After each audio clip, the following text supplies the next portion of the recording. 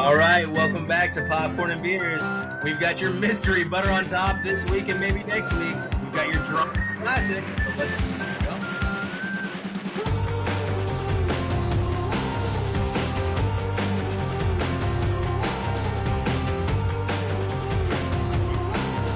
Josh, that is a fantastic interpretive dance, I do have to say. It has made my day how you have now turned our theme song into physical movement. Anyway, welcome to your aunt's uncle's ex-husband's favorite movie review show, Popcorn and Beers. We are back, and this week it is red wine and V8. All right, so this red wine is Grecian. Where's your V8 from? Fucking probably Cali. I'm guessing Cali or Puerto Rico. Cali or Puerto Rico. Both beautiful places. Not floating trash islands. Just lovely, beautiful, amazing places. Let's go to our butters on top this week. We all did something different because Blitz doesn't come out until the 22nd on Apple TV. So what did we see? Well, I signed off last episode with a mystery review, and we got to see, well, by we, I mean me. It's the United States of me. I got to see Heretic, starring Hugh Grant. And I have to say, it was confusing. Alright, it was a good movie. But confusing not in the storyline was hard to follow. Confusing in, I left this movie going, how did I feel about that? Have you ever had a movie like that? Because that's how I was literally struggling to figure out, did I like it? Did I not like it? I feel like that's what Hugh Grant's face always looks like. Like well, you know. So in this film, you've got Hugh Grant playing a human in search of the meaning of true religion. He's been studying it since college, and this all comes out in his meeting with Mormon missionaries, two young ladies looking to spread the word of their religion.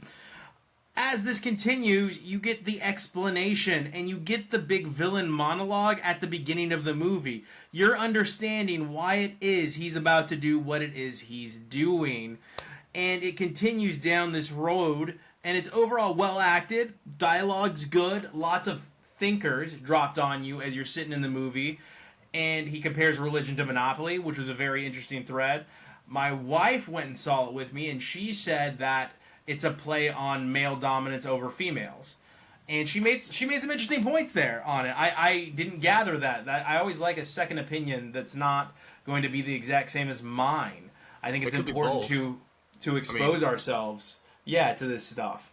Yeah. And she said that, and I was like, I didn't see it through that lens. Obviously, I'm not female, tiny, that could be overpowered by a male, so I'm like, Way to mansplain, bro. Yeah. Anyway, so I gave this a pop 1. It could very well be a pop 2. Jordan's going to get to the theater and see it. I will say, Hugh Grant is great, but he's not in it that long. And the best actor in the film has something terrible happen to them, so they're not in the film for as long as they should be. I think that if they switch places with the second lead, it would have been a better movie. I do. I think one of them was just acting their ass off. She was great. It's the girl from Yellow Jackets, right? She's really having a moment. Yeller? Probably. Yeah. I don't watch Yellow Jackets. I'll need you to review that someday. Yeah. But crushed it. Just one of the young ladies crushed it. And you get to see what it's like to fool people with religion, what prophets could have been, right? There's some themes of, I don't know if you guys have seen it, but the Hugh Jackman, The Prestige. There's some shades of Prestige in this movie. So there's a lot going on, but it sticks to its theme, which I loved. I love that it stuck to its theme. As you guys have been following us for a while here, that's my biggest issue with a lot of movies. Stop trying to play to our ADD and just get what you want out. All right? Stop trying to give us so many shiny things so we're paying attention, and tell a story. Tell a solid story, and people will still pay attention. I really believe that. Yes. A good example, that it might not sound like it, is you guys ever seen Poseidon, the remake with Kurt Russell? Yeah. Yeah, so I think that's a great example, and I think it should be studied for how formulaic it is. Not that you have to be formulaic, but like, okay, we're on a boat. Boat's cool, right? Boom, we've set that up. Oh, bad things happen on boat. Bad things are happening now. Now we can tell the story, because that's all set up and we're good. You know what I mean? Just hit the theme, and now we can get into the relationships and blah, blah, blah. Yeah, I will say the biggest disappointment in this was it all takes place pretty much in one room. Like, you think the house is, by the trailer, going to be this expansive place that he's built, and you don't ever get that. And I really wished I had more of that. You can tell that there's trapdoors all over, but you just get bits and pieces of it, which makes it unfulfilling from that aspect. You kind of want to see the elaborate work that the character has put into this house to trap people. Yeah, that reminds me of Fresh Prince of Bel-Air. Like, you get to see the pool house. You never get to see the pool. Like, how big, like, what kind of pool does Uncle Phil have? I want to know what kind of drip he's got, you know? What's he working with in Bel Air, huh? Yeah. What does a judge's salary get you in Bel Air? Right. Was it this one, Sophie Thatcher? Yeah, that was her. Yeah. She's really having a moment. She's like one of those scream queens kind of Scream Queens. ladies. Yeah, she's Gotcha. good, Yeah, really. she did a fantastic job. Cool. Jordan, you also got one in that's fairly new, and then I'll review my final shot at butter on top here. Jordan, what was your newest film? This was a treat. This was Piece by Piece, the Lego Pharrell movie, and I was very I wanted to watch this, but as it was kind of starting, maybe the first 5 minutes, I was very apprehensive. I was like, I don't know it.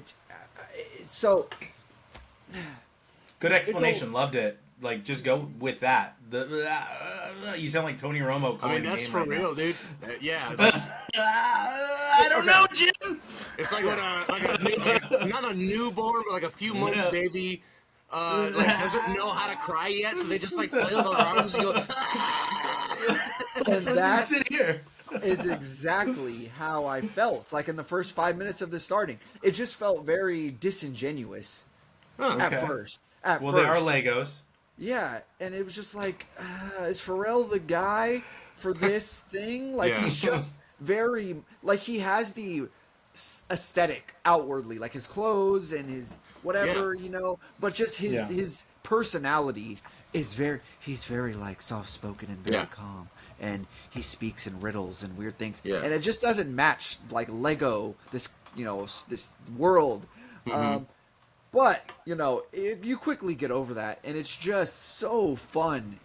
It is, I would say, a delightful film, okay? You don't realize how many hits Pharrell made early on. Like, Pharrell wrote the verses for Rex and Effects, the Rump Shaker. All I want to do is zoom. He wrote the actual, like, the verse that the guys rapped in there. Oh, that's what's up. Yeah. They spent a good amount of time on just the phenomenon that was Happy for a little while. But he produced Hella Good by No Doubt, which I had no idea. Wow, that's a great jam, too. Dude, and a lot of the times when you're listening to these things, you're like, you can see, like, oh yeah, of course that's a Pharrell beat. When you really listen to it. Like, now that you mention it, like, Hella Good, that part where it's like, boo! Like, that's Pharrell. Yeah, what was interesting is there's a conversation, I can't remember where I saw it, with Dave Grohl, that is just, like, I can't remember where I saw it, it might have been YouTube, but they're just going off on where they get these beats from and who the original hit makers are and how they come up with their jams. Oh, and, yeah. Like, Dave Grohl talks about how he stole from, like, Kool and the Gang. And, like, they're talking about it with Kool and the Gang, and Kool and the Gang's like, yeah, you think I didn't know that was my beat? Like, it's such an interesting conversation. Yeah. Yeah, I think there is, like, a small bit of dialogue that Pharrell mentions, how it's basically like nothing is new. Yeah. Oh, yeah. Like, You just everything gotta put a spin on it. Yeah. Yeah, he gives a lot of credit, which is, you know, it's awesome to see how much credit he gives and space he gives to his Neptune's partner, Chad Hugo. And, but just the thing is, like, that guy didn't have the, you know, very talented, but he just didn't have the desire for the fame and the kind of outward personality and aspirations. Like he got famous and rich, and he just like immediately started a family and just wanted to live this low key life. Like very out of the picture. Yeah. It is incredible. It is so fun how they visualize beats like as these living little Lego things. Like it's kind of like a Lego block, and then he like puts this thing on it, and it kind of moves, and the beat kind of plays as it pulses. It's cool. like this embodied thing that he like they carry around. They're like, oh, I gave him this beat, and he literally like hands him this little thing, and it's super fun. It's how they show the making of the beats and how it's literally him like building things like, oh, let me put this on there. Nope, that doesn't work. Boop, boop, boop, boop, and they're like, do the Lego thing. Cool. And it's like, this is the cymbal, and this is the drum, and this is, it's really, really fun. And these are two thumbs. Yeah. Sorry, put some Lego in it. Yeah, the music videos that they put on there, Legoized, are so fun. Like, if you grew up in this area, and you had to have, this isn't for small kids now. They just wouldn't get it. Like, this is for older, middle-aged adult people now, like my generation, our generation. Sure, but don't you think with the Lego aspect, we have a quality of timelessness, perhaps, or at least the attempt? Because it is very much just a biopic. Like, in a sense where there's a lot of time spent where it's like literally they're interviewing people. Like, it'll say, like, Snoop Dogg, and then it's him sitting in a chair, and he's, like, talking. So it's not like it's... What was the Lego used to represent Snoop Dogg? It was just... it looked like Snoop Dogg. I don't know. It was a Snoop Dogg Lego. He has braids. Pterodactyl. And they're like... There's references to him, like, smoking pot. Wow. Holy wow. Morgan Neville. Who's that? Kendrick Lamar. Oh, yeah. Daft Punk. Pusha T. Gwen Stefani. Teddy Riley. Jay-Z. Missy Elliott. Timbaland. Yeah. Like, Justin Timberlake. He put Timbaland on. Well, yeah. No. Timbaland. Oh, yeah, I guess he did. Sorry. You're right. I withdraw. Busta Rhymes. Misty, same thing. Yeah. Wow. This is crazy. His hip-hop history is immaculate, and I'm glad it got told in the movie. And they explain how all these artists came from the same... Like, he went to school with Missy Elliott and Timbaland. They sat together at lunch in high school. Yeah. Read the top one. Gilbert Lachance. Snoop Dogg didn't play himself? They had a voiceover for Snoop Dogg? Snoop Dogg is a big white guy. Gilbert Lachance plays Snoop Dogg. What? No way. Huh. That's odd. Now, Snoop Dogg is in it, but apparently there was some voiceover work, too. Maybe... Maybe it was a musical thing. Maybe he sang it. I don't know. Weird. That's kind of funny. Yeah. But, despite it being Lego, that's kind of the point I was making, is that despite it being Lego, it's very human. Yeah. It is very like him. There's like scenes with him, like, giving his son a bath, like his baby son, and just like different, very human aspects of it. So that really this isn't, I don't really think this is for kids. Like there's Snoop Dogg scenes, and he's smoking pot, kind of, not like explicitly, but there's like smoke in the air. Yeah. And, yeah, and it does carry on some long kind of tangents where Pharrell is just kind of streaming, like having a stream of consciousness where he's just giving like proselytizing, sort of thing. But I honestly, I don't see anything wrong with this. I was smiling ear to ear this whole movie. Cool. Yeah. Loving the music, all of that. I give this a popcorn and 3. Whoa! Pop 3. Yeah. I think that'll be our only Pop 3 unless you rated our Drunk Classic a Pop 3 for today's episode. I got to the theater for our final Butter on Top, and I saw the Oscar favorite, Anora. And it's a weak year, I will say this. I mean, you got The Brutalist, which you got to see, Emilia Perez, Conclave, Dune Part 2, Gladiator 2, but it's not a strong year at the Oscars where we're going to have a lot of these pure Oscar films, right? Yeah, Like yeah. films that you know are their purpose is to win an Oscar. You're not going to have a lot of that. And in that, I will say, Nora, I can see why it's the front runner. It had funny elements. It's a story of classism, which those rich assholes up at the Oscars love that. Okay, they love a story of classism. The haves versus the have-nots. Yeah, we do that. Let's show some support to the poor people. But it is extremely well acted by the lead actress in this movie. Her name is Mickey Madison, and she plays Nora, or Annie as she goes by in most of the film. And she's a Brooklyn to be exact, stripper.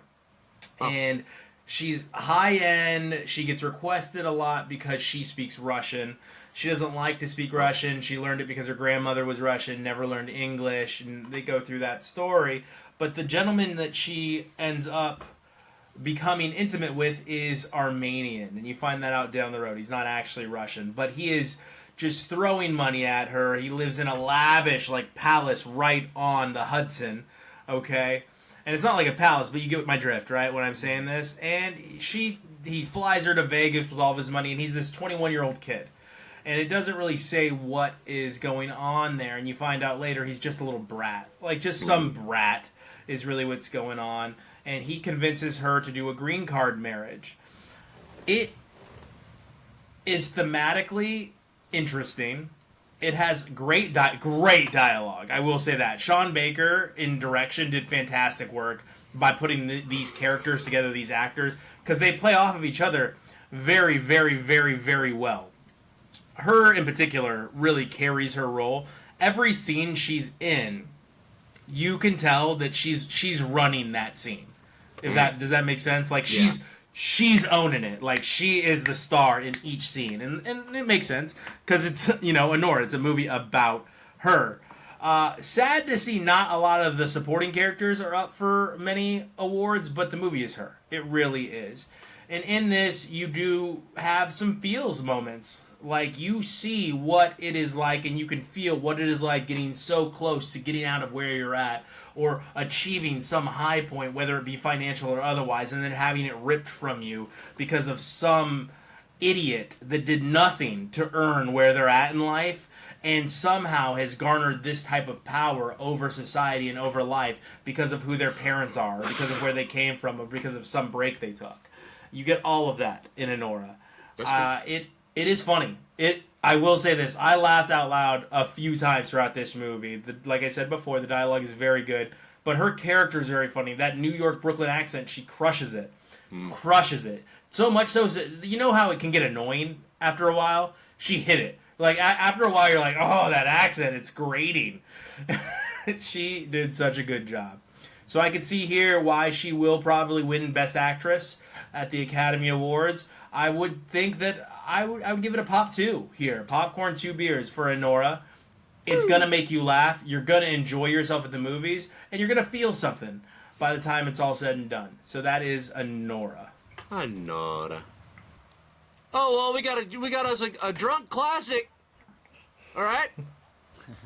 It's a movie that, why am I talking about it, Jordan? What do we watch? We watched Hereditary, the debut film of Ari Aster and the A21 Sweatshop. Toni Collette is the star, and she acts her butt off. As always. Acts her butt off. She's incredible. I love the dinner scene with the son and the dad, where she is just absolutely losing her mind. It's just... You ever curse at me? Yeah. That face, your face with that face. The face you have on that face. Yeah, she really gives it to him. Which is the son, Alex Wolff. If you know him, he is the mole guy. In any movie where they need a guy with a mole, they cast Alex Wolff. Yeah. And he acts his butt off as well. We could really use a guy with a mole. Yeah. Exactly. Call that guy. The accident scene. The big, one of the major famous scenes of this, and his reaction in that moment is so good. Him not wanting to look, and him just slowly driving away, going home, and just laying in bed awake all night. Like, the mom freaking out. Man, that whole thing, and then the mother, I just want to die and stuff. But like taken out of context, if you just saw this, but even him, just the accident by itself, though, like out of context, pretty funny, dude. Like, don't drink and drive. Like I had a 40-year-old, I had a 40-year-old virgin moment where he's watching Dawn of the Dead, and he all of a sudden the zombie pops his door. He's like, "Oh shit!" I had one of those moments when the head goes rolling down the street. I don't know. Like I had a brief moment. I was horrified, of course, but there's a brief moment where like, dude, this is kind of funny though. Yeah, be honest with our audience, Josh. How many attempts? For real, like how many attempts? If you just change the lighting, that would work in an SNL sketch. You know what I mean? But you're right though. His acting, the setup of the whole scene, the close up, that long close up of him just staring into nothing, like, holy crap. Man, this movie was just grief on grief on grief. That's exactly what's in my notes. Just despair is like the word that I think just fills this movie. And then there's like the mom in that dinner scene is just trying to blame him, like, why'd you don't take accountability for anything? And he's like, well, what about you, Mom? She didn't want to go to that party, so why'd you make her go? Basically to ruin his time on purpose because she doesn't trust him. Sort of thing. So, like, this brings up a small question. We don't have to go too deep or anything, but at what point was she in on it? Was she ever? I don't think so. The mom? Yeah. I feel like either... No, I think she was manipulated and taken advantage of. Yeah. Manipulated to the point of even, like, Manchurian candidating, like, where her actions are not her own, really, because it's been so... You think... Yeah. Well, she has like repressed memories of her childhood, of her mom doing weird stuff with this like these culty people. Because there's pictures of her as a little kid around all these people that she doesn't remember. Yeah. And what's up with the mini stuff? There's so much to unpack here, man. I gotta watch some YouTube things. And that is the Ari Aster recipe. It's just the heavy symbolism. You never quite know where this movie is going the whole time, and even in the end, you're not sure exactly what happened, but not in a way that you feel annoyed. It's more like you're just so curious. Fills you with so much curiosity, like, wait, what did I see? Oh, yeah, it's definitely like, now I gotta go back and rewatch it. Or like I said, like, have someone smart explain it to me. No, it ends with Dogma. It ends and Dogma begins. That's how this... Ben Stiller takes over the role of Alex Wolff. That's how this movie goes. Applesauce, bitch. Not Ben Stiller, Ben Affleck. Ben Affleck, sorry. I said Ben Stiller. I screwed that one up. Yeah, it requires researching, it's a lot of naked people. I give this a popcorn and 2. Popcorn and 2. Well, I'm gonna go popcorn and 1, but I think that's biased just because I just have such a hard time with scary, and a movie that is this scary and this dense that, like, you don't want to look at the screen sometimes. It's too spooky, but this is a movie that makes you have to get closer. You have to do your homework with the movie, and I love a movie like that. Like, but man, I can't watch this again, so I gotta go popcorn 1. Too scary. I remember also I've written down the car crash scene and the brother's reaction, and he's sitting in the car, and you're there, I want to say 30 seconds almost, with him just staring out the front after what had just happened, and then you get one of these, a shuddering voice, and it's are you okay? Yeah. Like, that was creepy. His eyes don't even move, dude. Yeah. Yeah, and then, like, to just, I mean, like, what kind of shock do you have to be in, though, to just literally at that point, you just drive home. You don't clean out the back seat. You don't go to the hospital. You just go home. And then the mom finds her. Like, that was a trip. So, anyway, popcorn and 2 for me, as far as horror movies are concerned, right? I think that we got to do our scale in there. That was a horror movie. I watched another movie, or pardon me, TV show, about murder. This Murder. I watch only Murders in the Building. Season 4. It is more of the same. I don't know. They're growing stale. Now it's just a vehicle for cameos, it appears. You've got Meryl Streep back. You've got Paul Rudd back. Zach Galifianakis enters the fray with Eugene Levy and Eva Longoria. Kamal, how do you pronounce the guy's name from Eternal? Kamal from the Kamal Eternal. Nanjiani? Yes, thank you, Nanjiani. Kamal. He shows up. Everyone's favorite dad shows up. It's a cameo vehicle at this point. It started off as a great novelty, a fun show, and now Yeah, with a couple cameos. Yeah. And now it's now that's what it is. It's how do we keep this fresh? How do we keep this going? They've been signed up for another season. You get that at the very end. This was not super interesting. It's the death of Jane Lynch's character, Steve Martin, stuntman from Brazos. And you know what this is? This is Jerry Rice last season. You know what I mean? I hope so. We just want to see him play, dog. We just want to see Steve Martin and Martin Short. Yeah, we know Jerry Rice is done, but like this is lovely just to watch him suit up and get on the field. Yeah, I don't know, and it might be for all three of them. Like, this might be Selena Gomez's last gasp as well, but she just did another Wizards, I believe. Wizards of Waverly Place, like, all grown up. Wizards, I think she's working on music, and also she seems, in an interview, she seems to have the aura of, who cares? Like, yeah. I'll be fine. Yeah. I agree with that. I mean, and she's dating or engaged to her producer. Benny, what's his name? Blanco. Benny Blanco. Blanco, yeah. So she's set. They're set. Steve Martin doesn't need anything else. Martin Short doesn't need anything else. I think it's a cute novelty for maybe a more seasoned crowd at this point. They've gotten away from what made the show so unique, so interesting, so fun. Tina Fey's not involved anymore.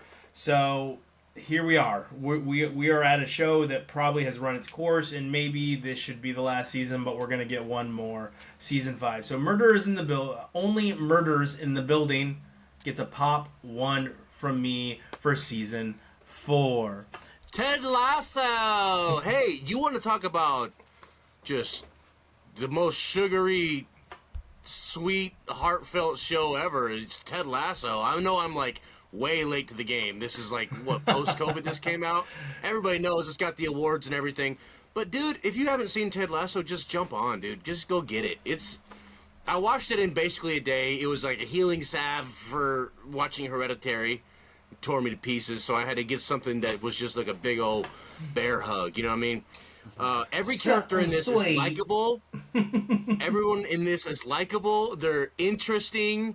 The arcs are good. The writing is funny. The quips are clever. The dad jokes are even like good, and I like where the story's going. It's about who cares? You know what it's about. Yeah, I give Ted Lasso a popcorn and 2 first season, dude. I really really enjoyed it. Yeah. And despite being so Hallmark sweet, it was also like just as chuckly. I chuckled. Yeah, Bill Lawrence does a great job with that. You know, he did Spin City, he did Scrubs, he did Ted Lasso, and now he's doing a show called Shrinking, which I'm very invested in. Yeah, I'm interested in watching that. It's great. It's fantastic. It's just right up there with Ted Lasso, and you just feel something. You feel good. Everyone, you like each character. It's a fun show. So, yeah. Jordan, we're gonna hold off on you for just a moment, and we're gonna go to Territory. So I've never seen Yellowstone. Is that a confession in today's world? Have you guys seen Yellowstone? A lot of folks haven't, but a lot of folks No, have. I haven't seen it, and I have no intention of watching it. Yeah, I don't know. I gotta be honest with you boys. It's not a bad show. That's it really what I is hear. not. There is like it's so obvious though, especially in like the season 2 and 3. It's so obvious that it's like a advertisement for clothing, food, the ranch lifestyle, like because they have like clothing lines for. I got you. I mean, around here, there's Yellowstone memorabilia everywhere. Oh around here. Yeah. Anyway, go on. Lots of plugs, lots of what do we call it? Marketing placement. Yeah, but it's honestly like an interesting show. Okay. Go on. All right. So Territory attempts to be the Australian version of Yellowstone.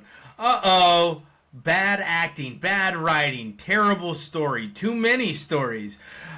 Stick to one, because this is getting out of hand. Also, is it a story about land or a soap opera? Why are we flipping from character couple to character couple to character couple to character couple? Why does the best character on the whole show have to die? You made a mistake killing that person. You should have killed somebody else. Yeah, you made a mistake. Like, I was immediately like, okay, well, that was the only character I was invested in. So now this story is done. There is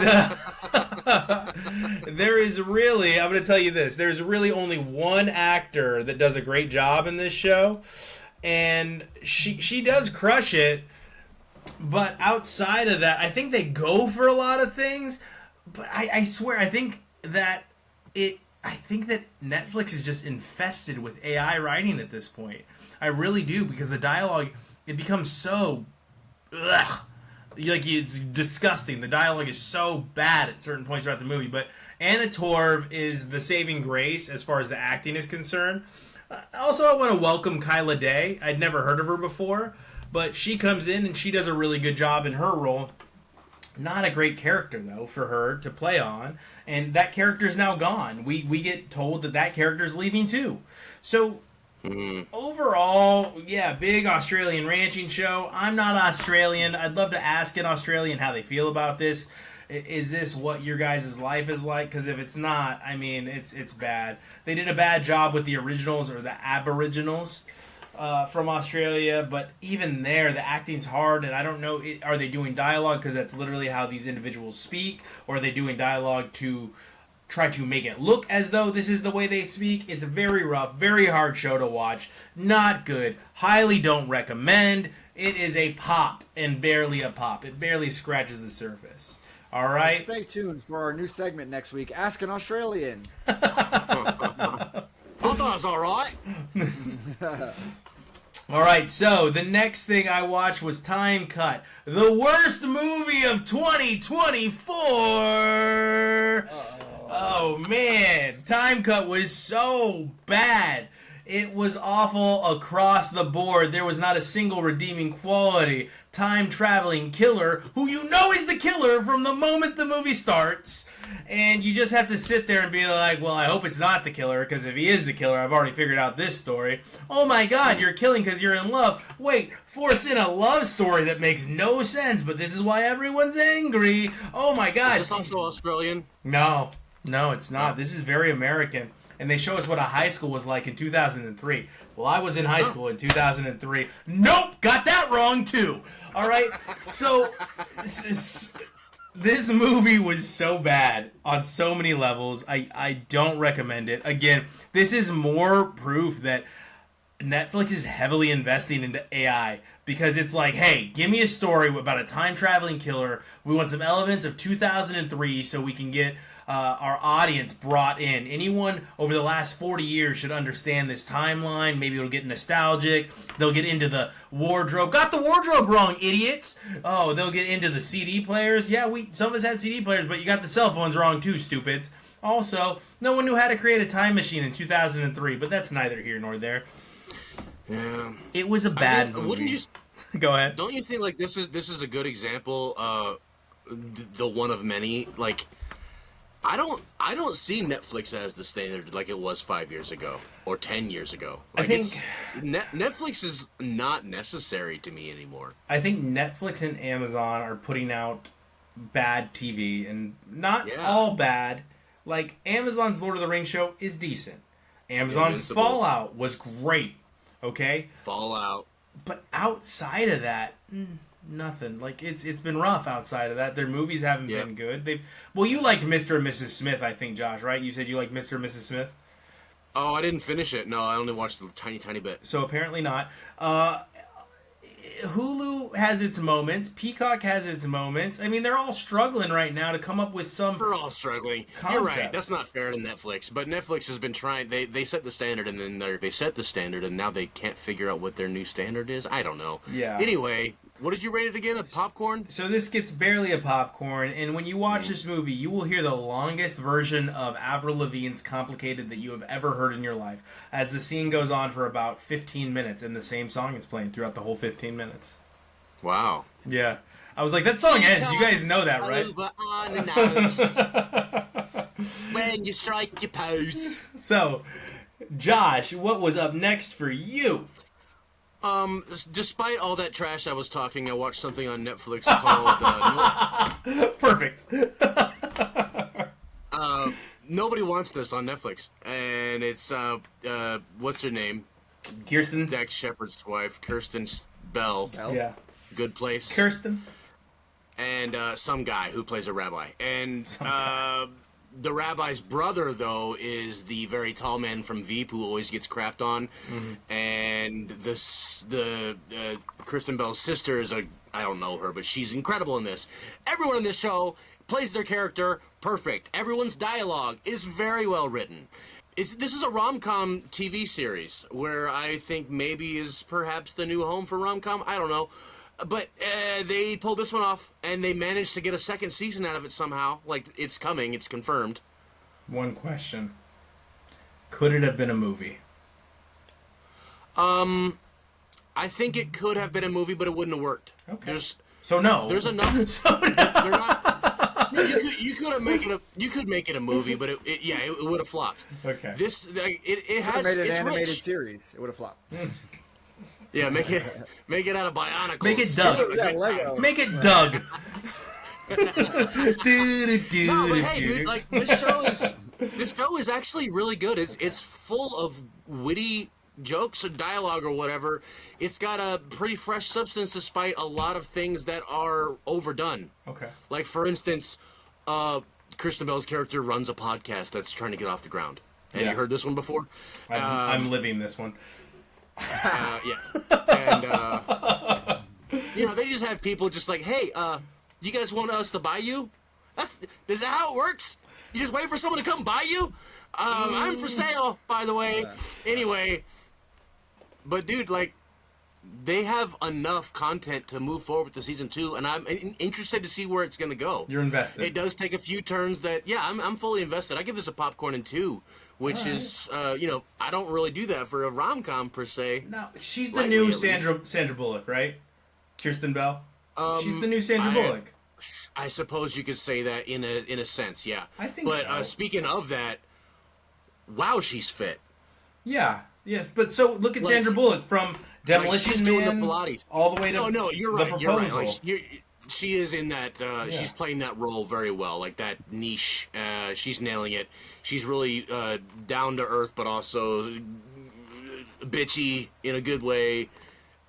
Overall, it's all good. The only note I would say is the parts where there is the intimate moments of trust and like, hey, sweetie pie, that kind of shit. Barely believable. Okay. Somehow the chemistry was rough, is what you're saying. Like the little bits. Yeah. Okay. Moving on. Popcorn and 2. All right. Jordan, I'm gonna allow you now to get in on this. Sorry, you have one that I also have, and then you've got 2 you review every single. Well, one was a butter on top, and one you review every single year. Yeah. You want me to start with the 2 I review every year, or the one we both do? Let's go with the one we both did. Okay. All right. We got the finale. Agatha All Along on Disney Plus, the Marvel spin-off of WandaVision with Miss Catherine Hahn. That's right. And I liked this. I liked the way it began.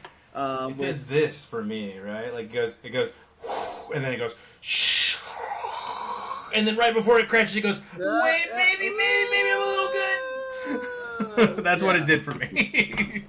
No, you're exactly right. I like the way it began with the whole supernatural detective show parody kind of thing. Like, that's the fake world that Agatha is trapped in. Thanks to Scarlet Witch. Yeah.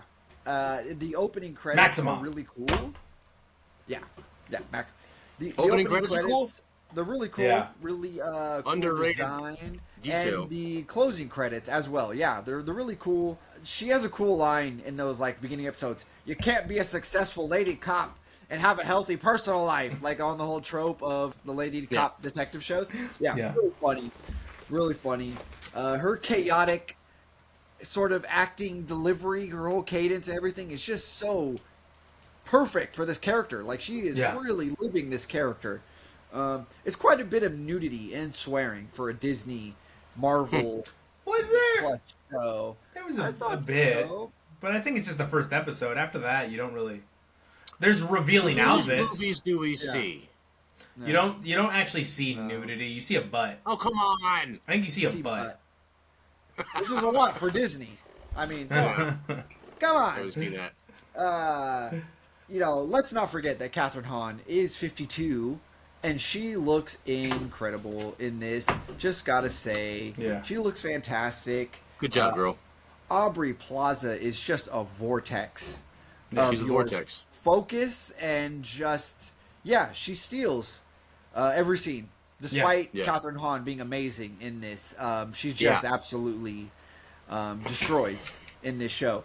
I thought they landed the plane. As you said, it was coming to a hard crash and burn there. The last two episodes before the finale, I was like, this is a lot. And then finally the finale and maybe the last half of the episode before the finale, they started to pull it back up. The finale was great. I will say the finale is a great episode, and when you see where it all begins and why she is the way she is, I felt like that was fantastic. Yeah, for sure. I give this a pop 1. Yeah, it's definitely a pop 1 show, Jordan. You nailed that. Definitely a pop 1. Catherine Hahn is a pop 3. She is chef's kiss amazing. The male actor... Catherine Hahn is a pop 3. We're going to have to get used to the male actor because he's going to be in the Young Avengers because he plays Wiccan. And he's, a lot. It's not the same kid as that was in WandaVision, is it? No. Oh, thank goodness. I hate that kid. But this kid's not going to be your favorite, Josh. It's a lot to take in. It's a lot of South Park again. Take this character and make it this. Like it's a lot of that. Some of it was done very well, and some of it was done like enough already. Okay, we get it. Like okay, cool. Like this doesn't have to be so heavy. It could be subtle. It could be well written. It could be a great storyline if you just freaking try. Go ahead, Jordan. Yeah, most of us are okay with this reality. Yeah, we're fine. We don't need this anymore. Yeah. Like it's just normal. It is just, you know what I mean? We don't need it. Instead, it's boom, boom. We're gonna beat you over the head with it. You're gonna and it's like, dog. Like it's fine. Like can the character just be the character? Is that okay? Like it's cool that this is the life that this person lives. No one cares. But instead of just letting that be like the flow, like it was in the first episode, which it very much was. It was like, okay, cool, this is the path we're going to go down with this character, comfortable with it, love it, good choice. And then it's like, no, you didn't learn enough in the first episode with him hanging up on this person. You need it like this. And it's just like, okay, dude. Like, and I was fed up with all them women wearing pants. They should be wearing dresses. Well, so here's the funny thing. If you look at it, Aubrey Plaza plays death. Okay? So does she? In my head, get over it. It's not playing a female making out with a female. It's playing death. Literally death. She is playing death. So if you can't accept that, you're an idiot. All right?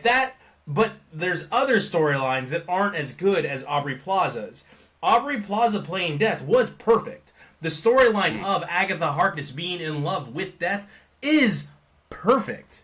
Okay, it is a perfect storyline. She plays death. Yeah, the two of them have amazing chemistry too. Aubrey Plaza and Catherine Hahn, amazing. There's other elements though where it's just okay, like that. Literally, what I just said. That's what you feel in those other elements where you're like, okay, can we keep the story going? Because you've written a pretty good story and you're screwing it up.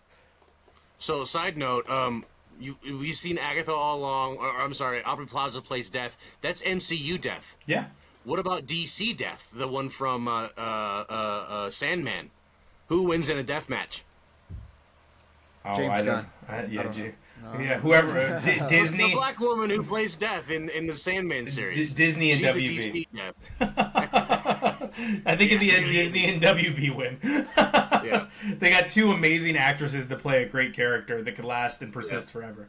But yeah, no, like outside of that, we're gonna have to get used to this character. I'm very interested in how they do Speed, because this is Wiccan, and if you're familiar with Marvel Comics, and if you watched Agatha all along, you know that they are brothers. I'm very interested to see how Speed comes about. And I'm interested. all we got from Speed was a footprint at the very end of the last episode. That's all you get. Like, you just, it's nothing, and then you know Speed's coming to town because you just get a footprint. I've got to tell you, I don't know any of these characters. I've never heard of Wiccan. I've never heard of Speed. I never knew Death Embodied was a character. I'm just not that. I don't know. I didn't read the comic books. This is a lost era on me. But I'm in. A lot of this is definitely new-ish. They've taken from it's 90s. A very obscure 80s and 90s Death, bro. Yeah. But I'm saying, like, these storylines, Agatha all along, all this is kind of new-ish. That they've just, like, taken from multiple sources that are all very obscure. My next review, Sting! No, Sting!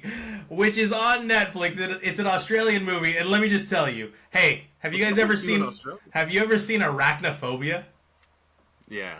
Because Sting is just arachnophobia. What with done by Australians, taking place in Brooklyn, New York, and the spider's an alien. That's all. That's all Sting is. It's a young lady finds a spider that's an alien that peeled off of a meteorite that flew over New York, crashed through her grandmother's window, raises the spider. The spider eats people, puts them in webs, it becomes giant. It's arachnophobia. Boom. That's what the movie Sting is. There's nothing much more to this. There's nothing to review. It's not well acted. It's a lot of, like, look at how tough she is. Let's kill this spider with mothball water, which I didn't know, like, what mothball water was. Is mothball water a thing? Is this a safe place? It is? Yeah. What is it, Josh? It wards off bad stuff. Like snakes do not like it. Okay. A lot of insects do not like it. I never really heard of the use of the water too much, but I mean, you could just soak mothballs in water. That's what they do, essentially. But, like, I've heard of a mothball, and I've heard of water. I've never heard of a mothball water. Maybe because it's more temporary, it washes off. I don't know. Who cares? Popcorn for me. Sting on Netflix. So you said this was Australian, and my first thought was this is a movie that is starring Sting the wrestler, but it's a documentary about Steve Irwin, the crocodile hunter, who gets stung. And at the very end, Sting plays the manta ray just in the water, just swimming towards Steve Irwin. Oh man! Just like that, though. Breaststroke. Bad joke. Yeah, he's doing the dolphin swim. All right, so Jordan, what were you watching that you review every single year? Every single year, without fail, I gotta watch me Hubie Halloween. And honestly, I think this is the only movie in my rotation that I actually made a point to watch this year. Yeah, I had to. You didn't talk about rotation at all this year. This is is this my favorite Halloween movie? Ooh. I mean, no, but it just definitely makes me feel the most, like, childlike into Halloween. Yeah. And again, like I said, I think the past year or two that I've watched this, I find something new every time. You and I will never agree on this. Something new to enjoy every time. It's not a good movie. I think I give it a popcorn and one every year. But you love it. Solid. I love it. I absolutely love it. Absolutely love it. Then the other thing I watched was Beetlejuice. And I gotta say, it was okay. Like, I didn't find any rewatchability in this. The first time, it's something that you could put on in the background and walk around, maybe do some chores and whatnot. The things that I kind of like. So many costumes this year because of this movie came out. My God, everyone had their kids as Beetlejuice, and they were the parents with the eyes and the. Jesus, I'm not insulting you, but get original. Everyone did that costume. Yeah. The things that I kind of liked in it, I think I really liked, like, a little bit more. I was like, okay, yeah, this is funny. I'm familiar with this. I like it. I was not so guarded I was Okay. very kind of at a guarded feeling going into this in gotcha. the theater, and I kind of accepted. I was like, this is funny. The things that I did not like, I found myself disliking even more. With elements of it, like Nope, I was right. I was definitely right. yeah, like, this is tacky and just unnecessary and too much. So yeah, I kind of just leave it at what it was. I think I probably gave this a popcorn and one. Yeah, probably. As well, and yeah, it was. Gotta love Bob. It's about what it is. Yeah, Gotta love Bob. it was fun. Oh, you Yeah, guys and don't it get was that. fast. It went fast. The second time, it was like it seemed like it was on and off. Yeah. Okay, all right. Well, I watched House of Spoils, and it wasn't as bad as the trailer. Have you guys ever had that? And I'm gonna Hubie Halloween you here in just a second. But have you guys ever had that, like, where you think it's gonna be a bad movie because of the trailer, and it actually is much better than the trailer led you to believe? Beethoven. Okay, all right. Is that a movie? You don't know Beethoven? Dog, Saint Bernard. The dog movie. I thought you were making. I've known Josh for almost 20 years, and I literally thought that was moving into a music joke. Oh. No, I remember as a kid just like, Okay. I don't want to watch that. Why are we going to watch that? Really? But I loved it. But of course I loved it. Yeah, everyone loves Beethoven, Beethoven. idiot. Yeah, if you don't like Beethoven, I don't like you. Anyway, so with this movie, House of Spoils, we get almost like a Pet Cemetery vibe, where a young chef becomes a restaurateur. She wants to strike it out on her own. But the problem is that the restaurant they've purchased is on, like, land that some stuff happened on. Now, it's not exactly Pet Cemetery. Like, you're not going to bury stuff and it comes back to life. But what you grow from that land, it tastes a certain way. There's some stuff going on that's a little shady. Maybe some witchcraft. Maybe some illegal burning of human beings that no one talked about up in that region. And it takes you through it. There's not real. They go for a couple jump scares, but they're not really jump scary. It's more of, this is kind of interesting. Not a great movie, but interesting. Okay, I can follow the story. And the end culminates in a very satisfying way. Like, I wasn't dissatisfied. I didn't need anything out of the ending that didn't happen in the ending. Now, if you follow Rotten Tomatoes, it's gotten a terrible rating. And if you follow IMDb, it's gotten a terrible rating. It's about 50%.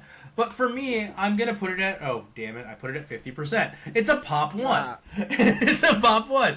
But it's not as bad as people were saying. It's not as bad as you think. Like, it's not terribly acted. It's kind of interesting. The story is unique and different. It's not the same old horror story you've heard 1,000 times. It's not witchcraft. It's not demons. So, overall, I would say they did a pretty decent job as it pertains to this genre and this storyline. So House of Spoils on Amazon gets a popcorn and one. Man, he left right before his final review. I took your lead, dude. I watched a little movie called Brothers. Amazon. And it's got the Dinkles. It's got the Brolys. And it reminded me very much of one of our old classics. Oh, Logan Lucky. Logan Lucky. I kept wanting to say cauliflower. You're right. Oh, I didn't even make that correlation until you just said it. Good job. Very Logan Lucky. And also reminded me of one of our classics that I can't reveal yet because it's probably going to be next week. But this is a cool little, like, sort of heist road trip brother movie. And Mommy Doesn't Love Us and that sort of thing. And Who Do You Trust? And it's comedy and physical humor to the max. I thought it was very entertaining through and through. Brendan Fraser really committed to a bad character, and it was good though. It was him at his Fraseriest, right? Like he pulled that out of his butt because it was a poorly written character, but the way he did it, It was funny. made it work. So that's he cool. throws The hijinks Dinklage are into a cool. shower wall. Yeah. Well, I liked it when his brother just like kicks him into a grave. Dude, it was a very entertaining movie from the very beginning to the end. It kind of has this like little like twist at the end, but it's not really it's enough of a payoff. Everyone wins at the end, sort of, and blah blah blah. But it's not like not like an Ocean's 11 twist. You know what I mean? Like, oh, they did it that way. It wasn't quite like that. Yeah, I give it a popcorn 1. Good movie. Pop 1. You named your daughter Blueberry? All That right. was good. So my final, what I was watching is another. I had to get through all these Amazon 2024 movies. Canary Black, starring Kate Blanchett. Correct me if I'm wrong. Somebody fact check me because there's a lot of Kates. Kate Beckinsale. It might be Kate Beckinsale. Oh, I do this all the time. There's a lot of Kates that are British. The werewolf girl, right? Vampire girl? Yeah. Yeah. Is it Kate Beckinsale? Yeah. Ah, I did it again. Thank you for correcting me, Josh. Anyway, Canary Black dialogue is really bad in this movie. Like, it's so corny. And can I just say, stop shooting for a sequel if you know your movie's bad. You watch this movie, you know it's a bad movie, right? Like, it's not 007. Like, you're on set, like, should we film this part? Like, it's a bad movie. Let's just wrap it up. We'll put a bow on it. We're not going to get a sequel out of this. She's got her Tom Cruise thing going on right now. And if you've ever seen a Tom Cruise, you've got to get the Tom Cruise run. And Kate has the Kate run down from Underworld, from all of her other action movies, and from this. Like, Kate has a run. And she does it a lot in this. She does the Underworld shoot through the glass of something before I dive out of it. She does that move. Of course she does. It is not good. It's kind of fun at points, but it's not super fun. It's a popcorn. I don't recommend Canary Black. It's a story we've all heard before. Lift did it a little bit better with Kevin Hart, and that wasn't a good movie either. So we're going to go ahead and give this a popcorn. And I think with that, it falls to me, gentlemen, for our drunk classic. And I was saving this drunk classic for a while, okay? I didn't want to do it, but we are in such a tumultuous time as far as propaganda is concerned, as far as poisoning young minds, as far as only surrounding yourself with a group of people that think exactly like you, right?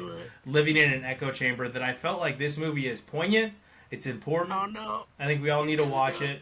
We need to watch Jojo Rabbit. Oh, jeez, you scared me. I love this movie. I love this movie. Wait. Good. Go ahead. Wasn't this a butter on top? No. It came out before we started the show. This is 5 years old. Are you sure? Yeah, this came out in 2019, 2018, somewhere around there. Okay. I really thought you were going to say American History X, dog. No. That's on the list, but it's not. I think Jojo Rabbit does a fantastic job of showing its audience how propaganda can poison a young mind, and how surrounding yourself with people that think differently, or perhaps what you are afraid of, can alter your perception of what is actually going on and change the way we think about each other. It's that's wonderfully said. It's a good movie. Oh, you both seen it? Ah! I know Jordan had seen it, but you've seen it as well. All right. No, it's a pop 3. Spoiler alert. It's a pop 3 movie. All right, so we're going to watch Jojo Rabbit. I'm glad you both love it.